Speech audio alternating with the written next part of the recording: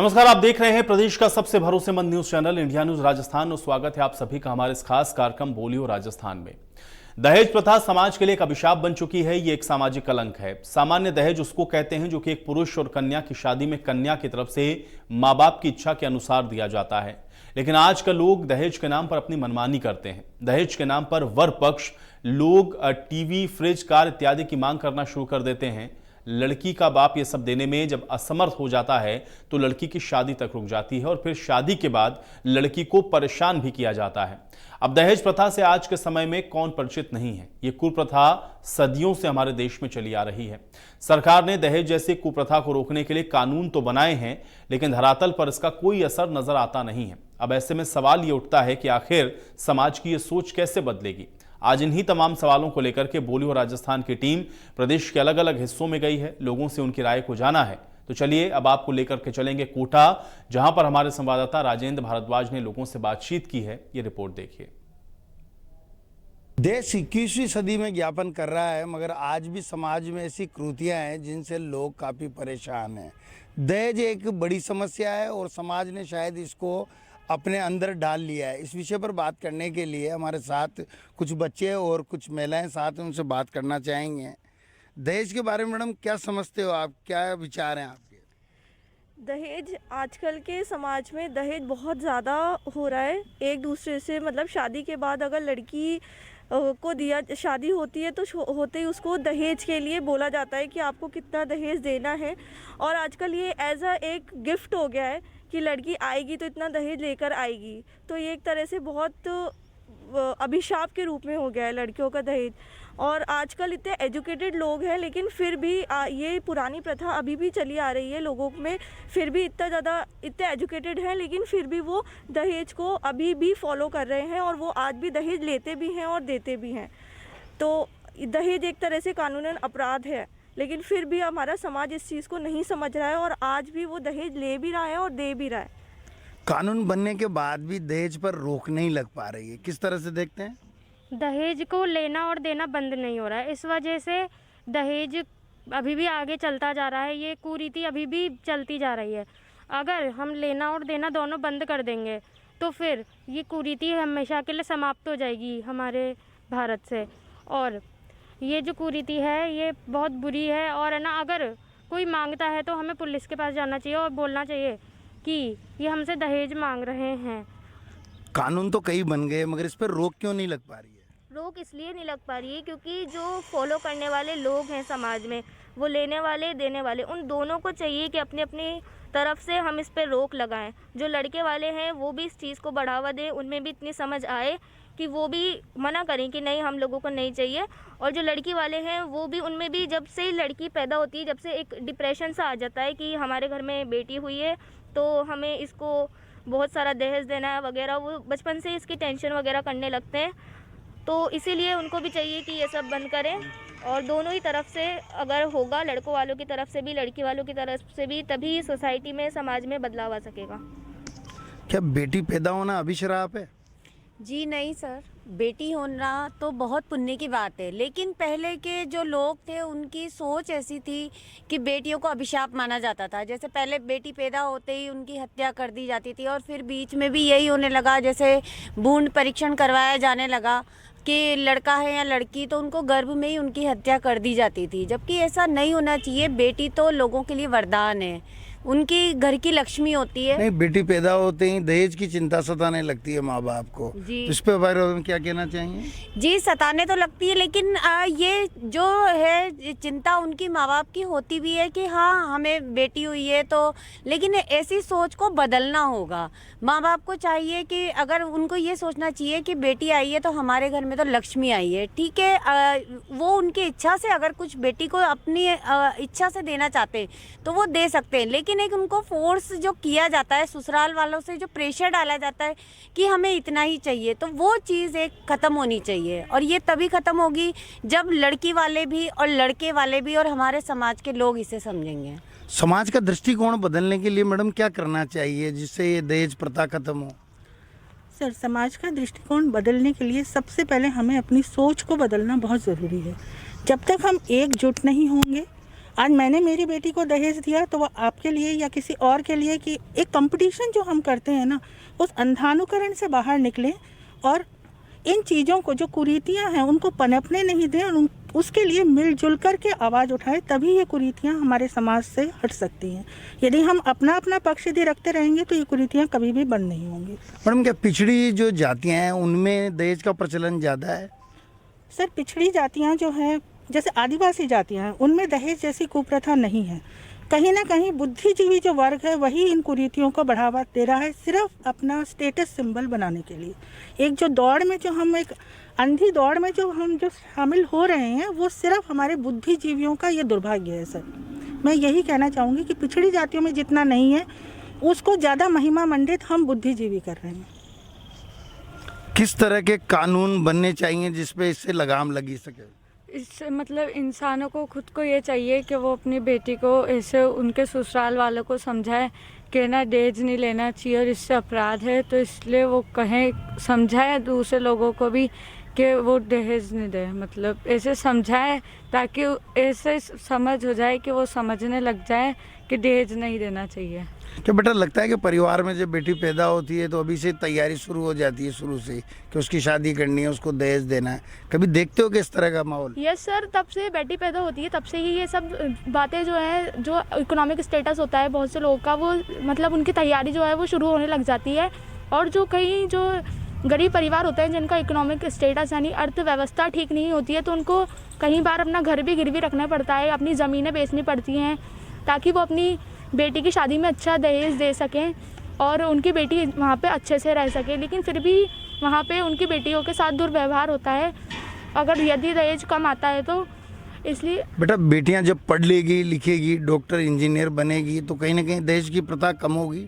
Yes sir, तब कुछ पढ़ लिख कर बेटियाँ आगे जाएंगी तो दहेज की प्रथा कम होगी, क्योंकि तब उनके पास खुद के पास ऐसा होगा कि वो खुद से कैपेबल होंगी और वो आगे जाके इस प्रथा को, कुरीति को बंद करेंगी और ये उसके खिलाफ ऑब्जेक्शन उठाएंगी। और जो क्या लगता है मैडम, सभ्य समाज दहेज को प्रोत्साहन दे रहा है?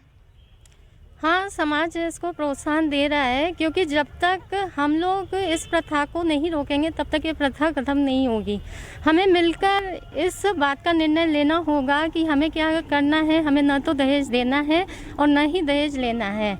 अगर हम हमारी लड़कियों को, हमारी बच्चियों को कुछ देना ही चाहते हैं तो उन्हें अच्छी शिक्षा दें ताकि वो सेल्फ डिपेंडेंट बन सकें, वो जीवन में कुछ कर सकें। और दहेज देकर हम इस कुरीति को और बढ़ावा दे रहे हैं, जिसे हम मिलकर ही ख़त्म कर सकते हैं। दहेज लेना और देना दोनों अपराध है, मगर कहीं ना कहीं जब बेटियां शिक्षित होगी और सभ्य समाज का दृष्टिकोण बदलेगा तो कहीं ना कहीं इस कुरीति पर लगाम लगेगी। कैमरामैन विक्रम सिंह चौहान के साथ राजेंद्र भारद्वाज, इंडिया न्यूज़, कोटा।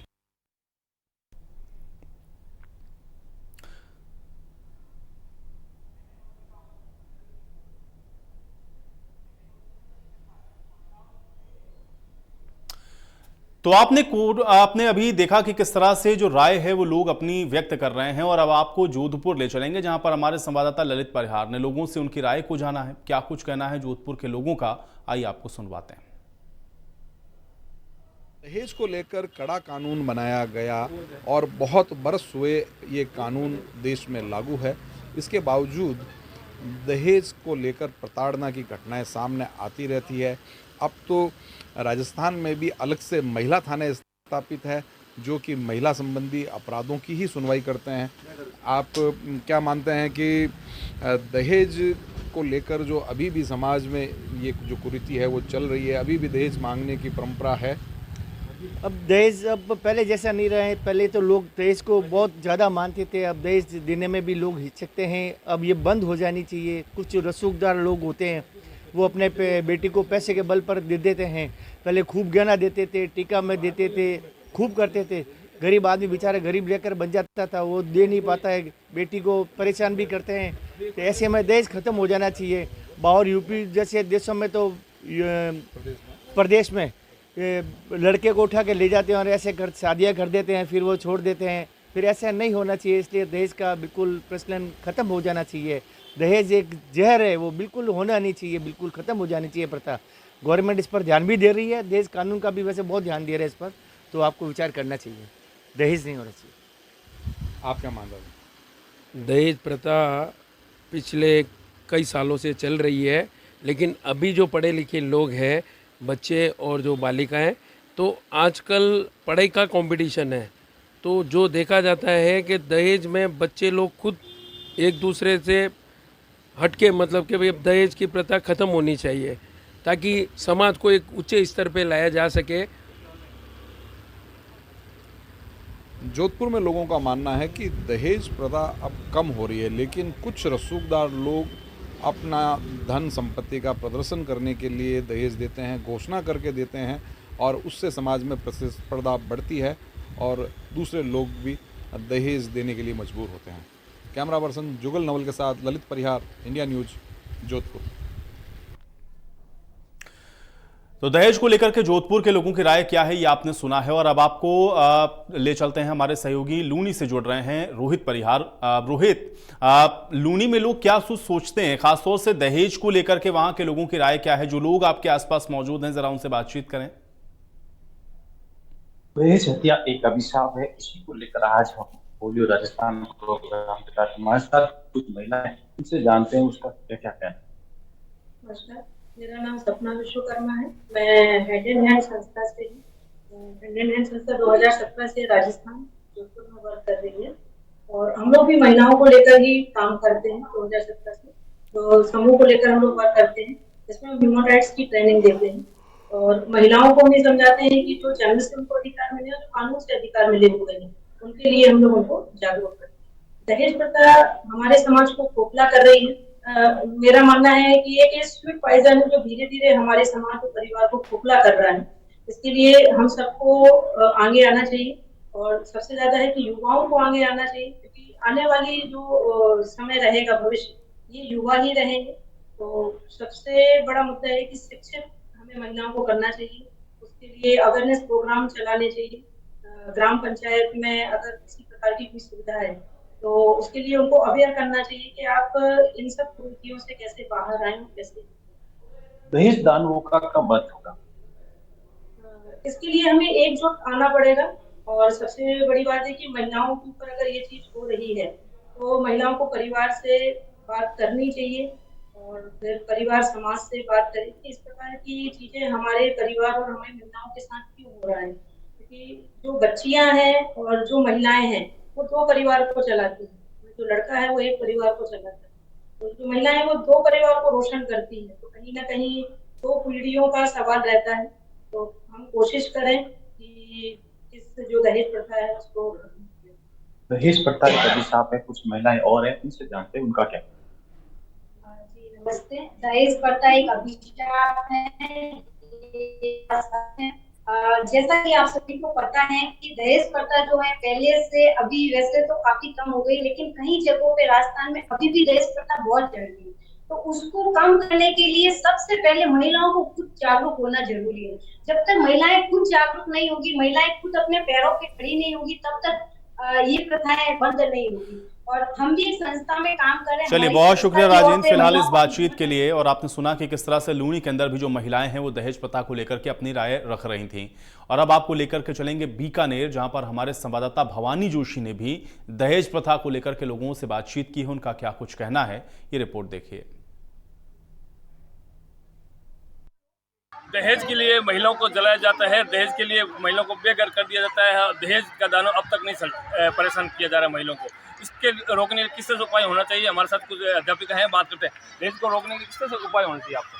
दहेज को रोकने के लिए ये उपाय होने चाहिए कि किस तरह से शिक्षा दी जाए, पेरेंट्स भी इन बच्चों को, और मतलब समाज में इस तरह से जो समाज में ये फैली हुई है सबसे बड़ी बीमारी जो बुराई है वो यही है। ये इस बुराई को दूर करने के लिए सबसे पहला जो प्रयास है, और उसको दूर करने का एकमात्र तरीका है शिक्षा। उनको सही शिक्षा दी जाए तो इस समस्या से जो है निजात पाया जा सकता है। सही शिक्षा दी जा सकती है, लेकिन जो है समाज में जो है समाज कुरीति को दूर कैसे किया जा सकता है? जो कानून है ना वो बहुत सख्त होना चाहिए। जब तक सख्त कानून नहीं होगा तब तक किसी भी चीज़ का निवारण नहीं होगा। शिक्षा के साथ साथ कानून की सख्ती भी लोगों को डराती है। कानून बना हुआ है लेकिन लोग कानून का दुरुपयोग कर रहे हैं, उसको रोकने किस तरह से आपको सोचना? हमें कानून की आज्ञा का पालन करना चाहिए, चाहे वो किसी भी रूप में हो, चाहे वो सड़क व्यवस्था में हो, चाहे वो हमें डाउरी सिस्टम हो, हमें हर चीज़ में हमारी गवर्नमेंट को बहुत ज़्यादा सपोर्ट करना चाहिए एज अ सिविलियंस। किस तरह उपाय होंगे? दहेज को रोकने का यही उपाय है कि बस आप दहेज बेटियों को पढ़ाओ लिखाओ, यही सब करवाओ, वो ज़्यादा बेटर रहेगा। दहेज लेना और देना दोनों ही एक तरीके से पाप है, तो जितनी बेटियों को पढ़ाओगे वो एक तरीके से वही आपके लिए आगे वाले फैमिली के लिए दहेज रहेगा, तो ये ज़्यादा मैटर करता है बच्चियों के लिए। यानी कि महिलाओं का मानना है कि दहेज देना और लेना दोनों ही अपराध है, लेकिन सामाजिक बुराई भी है। समाज को आगे आकर ऐसी बुराई को खत्म करना चाहिए ताकि दहेज जैसी अभिशाप रुक सके। इंडिया न्यूज़ राजस्थान के लिए बीकानेर से भवानी जोशी। और चलिए अब आपको ले चलेंगे अजमेर, जहां पर हमारे संवाददाता जावेद खान ने लोगों से इसी मुद्दे पर उनकी राय को जाना है। ये खास रिपोर्ट देखिए। जिस तरह देखा जा रहा है कि एजुकेशन कंप्लीट होने के बावजूद भी आज की जो युवा पीढ़ी है दहेज का लोभ उनके दिमागों से ख़त्म नहीं हो रहा है। बहुत सारे लोग ऐसे हैं जो उनके परिवार के लोग हैं वो भी दहेज के लोभी हैं, या फिर युवा पीढ़ी भी दहेज की लोभी है। समझ नहीं आता कि किस तरीके से इसका अंत हो। हमारे साथ में कुछ युवा मौजूद हैं जिनसे हम इस बारे में खास बात करेंगे। इंडिया न्यूज़ राजस्थान में सभी का स्वागत है। जिस तरीके से देखा जा रहा है कि दहेज की जो प्रथा है आज तक ख़त्म नहीं हुई है, किस तरीके से इस पर अंकुश लगे? जी, मेरा मानना है कि जो दहेज प्रथा है वो एक विष के भांति जो है समाज को खोखला बना रही है। तो युवाओं को, खासकर पढ़े लिखे लोगों को ये समझना होगा कि जो दहेज है वो हमारे समाज को ये आगे नहीं बढ़ने दे रहा, ये एक मुख्य कारण है। तो हमें इस चीज़ को, जो युवा लोग हैं उनको खासकर आगे बढ़कर और लोगों के अंदर भी ये जो है लोगों को भी समझाना चाहिए कि जो दहेज है वो नहीं लेना चाहिए। अगर युवा लोग, पढ़े लिखे लोग अगर इससे इनकार करेंगे तो ज़रूर इसमें है ना कुछ कमी आएगी और हम इस चीज़ का निवारण कर पाएंगे। बिल्कुल सही बात है, युवाओं को इसके लिए आगे आना पड़ेगा। अगर युवा आगे आएंगे तो शायद इस पर अंकुश लग सकेगा। आपकी क्या राय है इस बारे में? मेरी ये राय है कि दहेज एक सोच ही है, जो गंदी सोच है वो अपने को अपने दिमाग से निकालनी पड़ेगी, क्योंकि दहेज से ना तो अपने कुछ प्रॉफिट होता है, क्योंकि दहेज का पैसा जैसे वो चोरी वाली बात है कि जो चोरी का माल लेके आएगा वो बोरी में जाएगा। तो दहेज से ना तो अपन आगे बढ़ सकते हैं, दहेज के जो पैसे वगैरह जो भी चीज़ें हैं वो उससे अपन आगे तो बढ़ नहीं सकते। तो वो एक गंदी सोच है, वो अपने को निकालनी पड़ेगी। तो अपने को दहेज ना लेना चाहिए ना देना चाहिए। मैं तो इस चीज़ के बिल्कुल खिलाफ। देखिए, बिल्कुल सही बात है, दहेज ना तो लेना चाहिए और ना देना चाहिए। कई जगह ऐसा होता है कि आदमी सोचता है कि अपन दहेज ले लें, दे नहीं। तो दोनों ही सिस्टम ऐसे होना चाहिए कि दहेज ना तो अपन दें ना तो लें। आपकी इस बारे में क्या राय है? दहेज की सामान्यतः ये राय है कि जितने भी पुराने जो पारिवारिक और प्रेशर हैं वो हटा देने चाहिए, कि जितने भी दहेज लिए जा रहे हैं न तो लिया जाए न दिया जाए। दहेज एक तरह से समाज पे एक तरह का प्रेशर क्रिएट करता है, जिसमें जो आर्थिक रूप से गरीब लोग हैं उन पे आधिकांशिक रूप पर ज़्यादा प्रभाव पड़ रहा है, बल्कि अमीर तबकों पर कुछ नहीं है। बिल्कुल सही बात है, जो अमीर हैं, जो पैसे वाले हैं, उनकी तो कोई फ़र्क पड़ता नहीं है। और जो गरीब किस्म की, जो गरीब पारिवारिक लोग हैं उनके ऊपर बहुत ज़्यादा फ़र्क पड़ता है। कई खेत के खेत गिरवी हो जाते हैं, मकान के मकान बिक जाते हैं, माँ बाप वीरान हो जाते हैं, उनके घरों से उनके सरों से मकानों की छतें हट जाती हैं बच्चों की शादी के लिए। इसलिए दहेज प्रथा को पूरी तरह से ख़त्म करना चाहिए और पूरी तरीके से अंकुश लगाने के लिए युवा पीढ़ी को इसके अंदर आगे आना पड़ेगा। और अगर युवा पीढ़ी अगर इस मामले में आगे आ गई तो शायद इस पर एक समय पर जाके अंकुश लग सकता है, जिससे हमारा देश और प्रदेश पूरी तरह से उन्नति करेगा। सीरत अली के साथ जावेद खान, इंडिया न्यूज़, अजमेर। और चलिए इसी के साथ बोलियो राजस्थान में मेरे साथ फिलहाल इतना ही।